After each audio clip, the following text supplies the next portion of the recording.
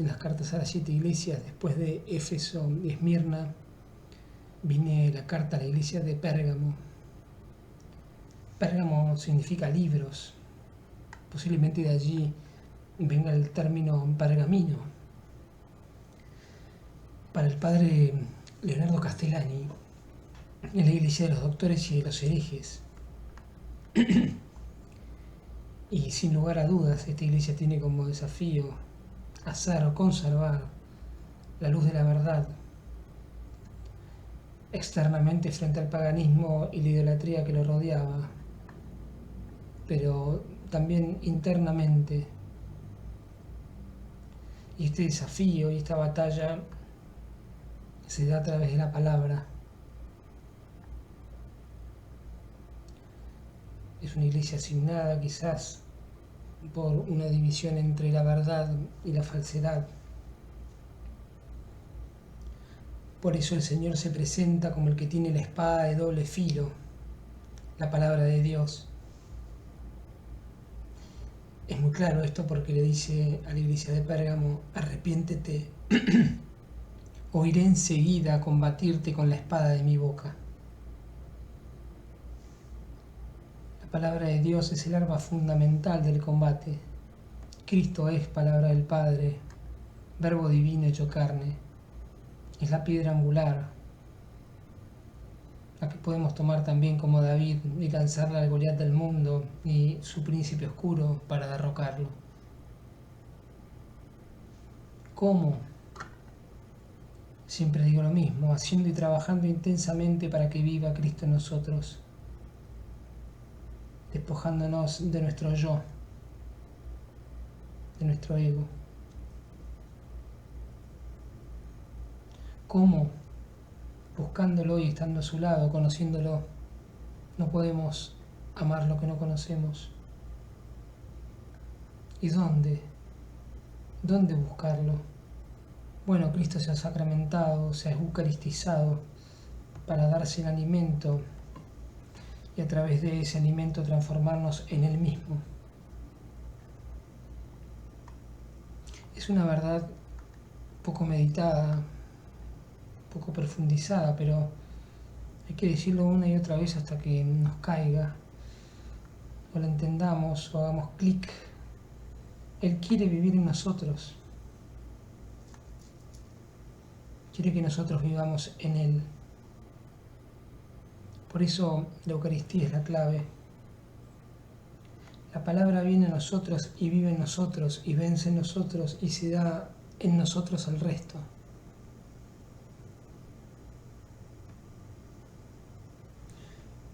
Pero ¿cómo es esta guerra? ¿En qué consiste?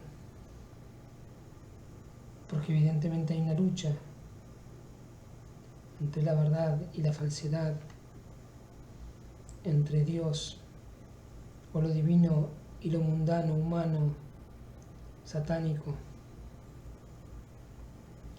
El Apocalipsis dice en el capítulo 12, entonces el dragón se enfureció contra la mujer, símbolo de la Iglesia y de María Santísima, y salió a hacer la guerra contra su descendencia, los que guardan los mandamientos de Dios y tienen el testimonio de Jesús.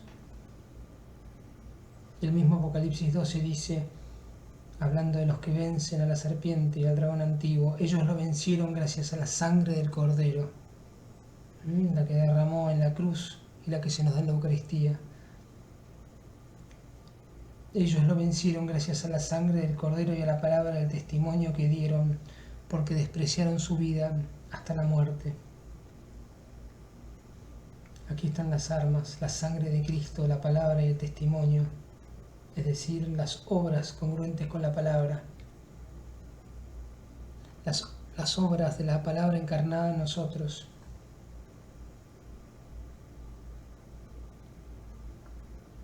Esto parece entrar en consonancia también con Santiago, que dice, muéstrame tu fe sin obras, que yo con obras te mostraré mi fe. El verdadero testimonio del cristiano se da a través de la configuración con la palabra, que es Cristo, por alimentarse de esa palabra, que es su cuerpo, sangre de mi divinidad. Está en la Eucaristía. y por el testimonio que incluye el martirio. Mártir significa testigo, y los testigos testimonian, dan testimonio. El cristiano es mártir por vocación y destino. Está destinado a la cruz, de manera cruenta e incruenta, pero siempre cruz. Está destinado a completar en sí mismo lo que falta a los padecimientos de Cristo. Cristo que viene a padecer en nosotros, para bien de su cuerpo, que es la Iglesia. El hombre está destinado a ofrecerse a sí mismo en Cristo, también como víctima viva, santa y agradable, como hostias vivas en la hostia divina, en su cuerpo y su sangre. La figura del mártir, que no reniega de la fe, está explicitada en esta carta con la imagen del martirio de Antipas, llamado el testigo fiel, o sea, el mártir del Señor, y cuenta que lo mataron en el lugar donde habita Satanás. De modo que Antipas representa al que da testimonio con la sangre y la palabra, aquellos que por Cristo desprecian su vida hasta la muerte. Muerte que puede ser cruenta, pero a veces es incruenta y no es menos dolorosa. Con respecto a la ciudad de Pérgamo, no a la iglesia de Pérgamo, a la ciudad de Pérgamo. Esta ciudad o Pérgamo representa lo mundano por excelencia. El mundo donde el demonio campa a sus anchas y reina en sus anticristos y principalmente a través de sus obras. Una cultura de muerte y confusión. En aquella ciudad antigua, en Asia Menor, baluarte del paganismo, la fortaleza, tanto que se la llama como el lugar donde tiene el trono Satanás, siendo el trono el centro, la sede donde reinan los reyes, fortaleza donde se había levantado un templo al divino Augusto, el emperador, y que fue el primer santuario levantado donde se adoró un hombre. Esto es una prefigura del anticristo, que también levantará su templo, o profanará más bien el templo, y se sentará a reinar haciéndose adorar como Dios. Además, Pérgamo tenía muchos templos dedicados a un sinnúmero de dioses. Entre ellos estaba el altar a Zeus, que dicen que tenía 40 pies de altura. Zeus, que era considerado en el paganismo griego como el dios de los dioses del Olimpo. En Pérgamo también se rendía culto a Asclepios, que era representado por una serpiente. Imagínense, ¿no?, que la figura del demonio, imagínense para un judío, un cristiano de esa época, que ya adorase a una divinidad con esta representación.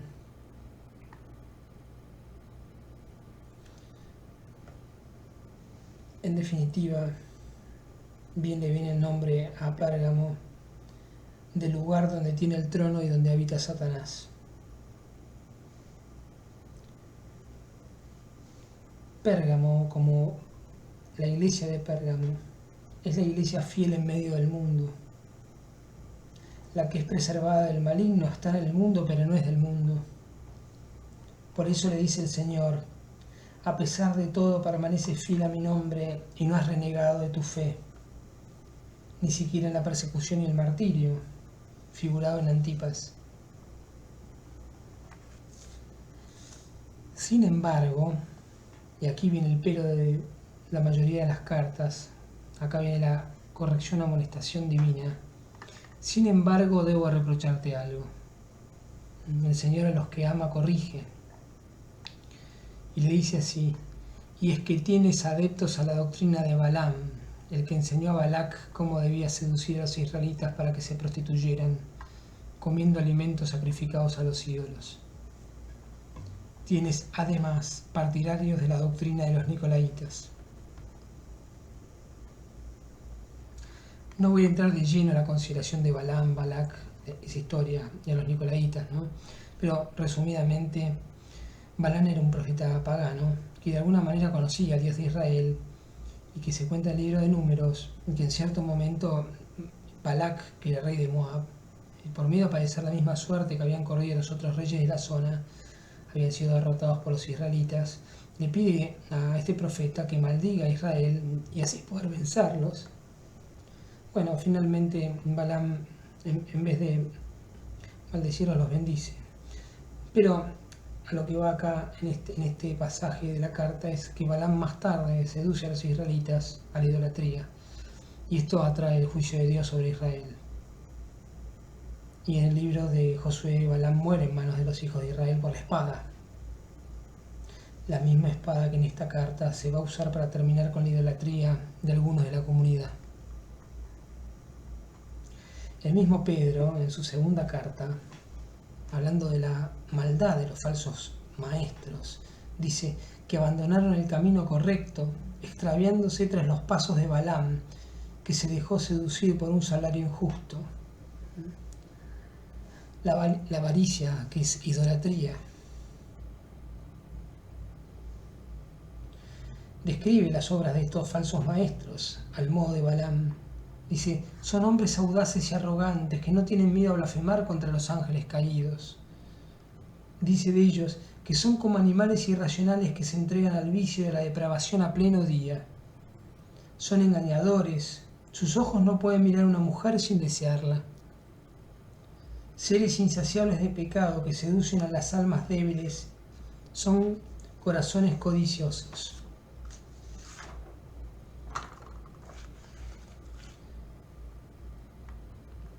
San Pablo en Colosenses 3 va a decir, haced morir pues lo terrenal en vuestros miembros, fornicación, impureza, pasiones lascivias, malos deseos, avaricia, que es idolatría.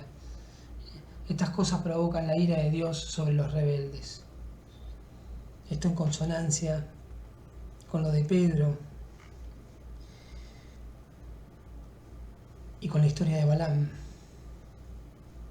Con respecto a los nicolaitas, iban en la misma línea. La mayoría concuerda que fue una secta herética gnóstica. Enseñaban principalmente la libertad de la carne, en todo sentido. En fin, estas son las seducciones que padecían algunos miembros de la comunidad y que el Señor señala que deben combatirse inmediatamente. En síntesis, vamos a decir que son dos: la idolatría y todo lo que conlleva, y la fornicación y todo lo que conllevan. Y están íntimamente relacionadas, la idolatría y la fornicación. Una iglesia que habita en medio del mundo, donde abundan templos a divinidades falsas y prácticas inmorales, no parece ser exclusivo de aquella época de la iglesia de Pérgamo. La realidad de nuestra iglesia actual, de nuestras comunidades, no es muy distinta. Si en Pérgamo se había erigido un templo al César para adorarlo, hoy vemos que son millones que erigen sus propios templos o los levantan y que tienen sus adeptos, sus seguidores, quienes muchas veces los adoran.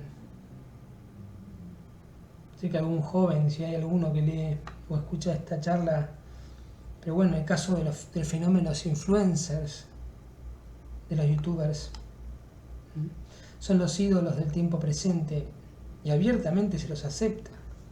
La idolatría que abunda la idolatría incluso en las comunidades religiosas, en los movimientos, donde pastores ídolos, superiores ídolos, dirigentes ídolos, y ídolos mucho menores, pero ídolos al fin, exigen a veces una obediencia cultural, a veces abiertamente, a veces solapada, y levantan o hacen levantar su propia estatua o imagen para que por la cual reclaman pleitesía y obediencia. Cuánto mal hace esto la iglesia actual de los movimientos. Así como de alguna manera Éfeso, o lo malo de Éfeso, vive en nuestras comunidades con su falta de amor, demasiado amor humano y poco amor divino. y Esmirna con la falsedad de los que persiguen la verdad, que se llaman verdaderos y no lo son. Pérgamo no es ajena a nuestra realidad.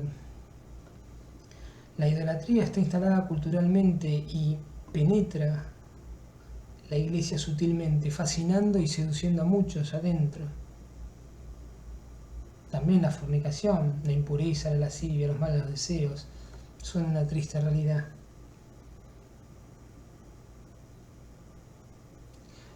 Los mismos ídolos del mundo la practican y la sugieren y seducen a los cristianos que no están atentos.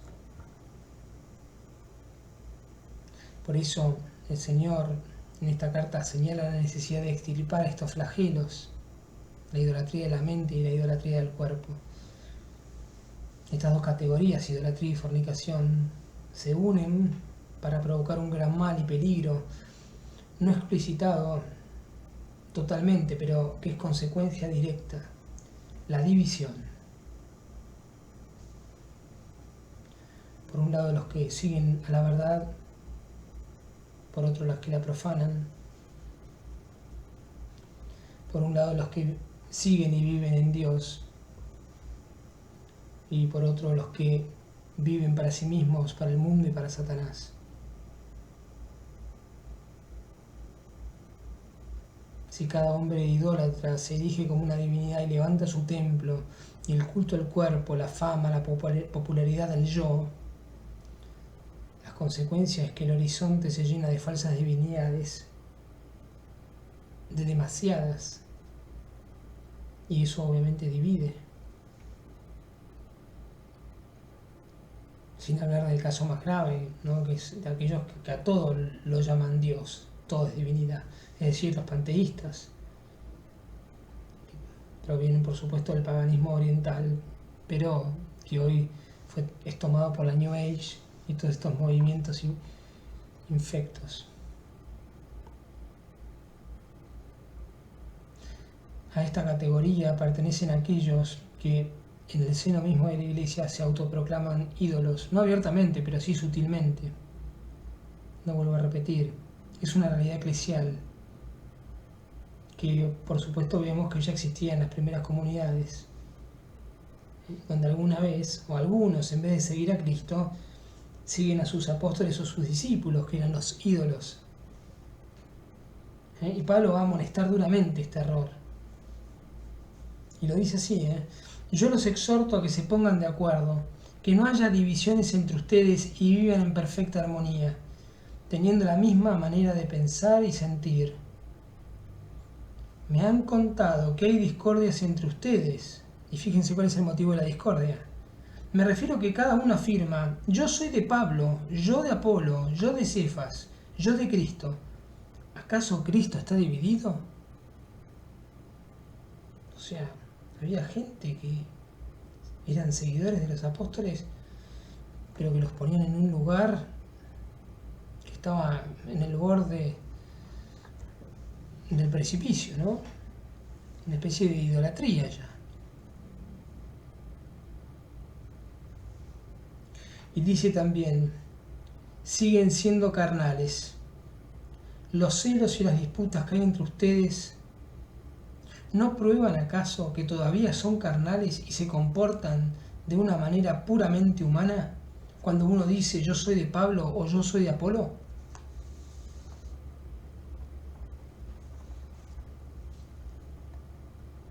Acá se ve claramente en boca de Pablo cómo la carnalidad está directamente asociada a la idolatría.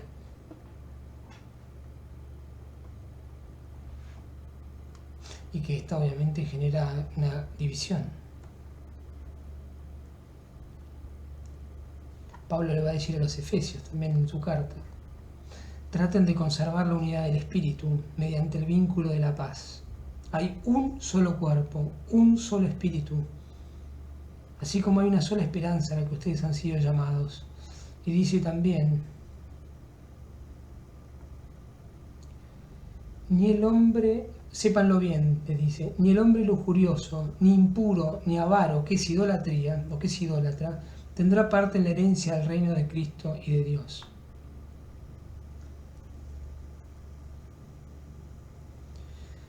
La división se da primeramente o primero externamente, como en Pérgamo, los templos a los dioses falsos que se diferencian de la Iglesia de Cristo. Pero la falta de celo y vigilancia puede provocar una división más sutil y peligrosa, la división interna. En Esmirna ya se esbozaba esta división, porque había una persecución de los falsos contra los verdaderos, aquellos que se proclamaban verdaderos judíos y no lo eran, contra los verdaderos. Ahora en Pérgamo se multiplica y difumina más. Y ya lo dije, en nuestros días esto es una realidad. La Virgen María, el Padre Gobi, le dice: la división interior se manifiesta entre los mismos fieles que se ensarzan los unos con los otros en un intento de defender y anunciar mejor la verdad. Así la verdad es traicionada por ellos mismos, porque el Evangelio de mi Hijo no puede dividirse.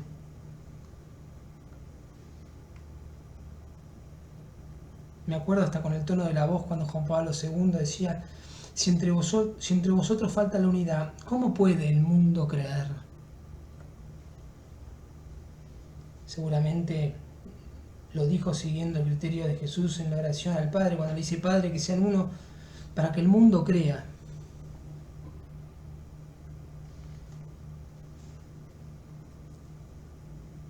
Qué falta de discernimiento se ha apoderado de todos nosotros.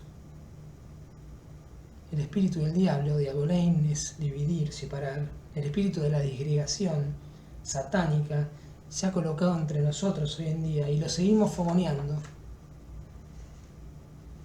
Y cito nuevamente a la Virgen cuando le habla al Padre Gobi: esta división interior llega a veces a poner a sacerdotes contra sacerdotes, obispos contra obispos, cardenales contra cardenales, porque nunca como en los tiempos actuales Satanás ha logrado introducirse en medio de ellos, lacerando el sagrado vínculo del amor que les unía mutuamente entre sí. Y sigue: la división interior se manifiesta en el modo con que se tiende a dejar solo, casi en abandono, al mismo vicario de Jesús, al Papa.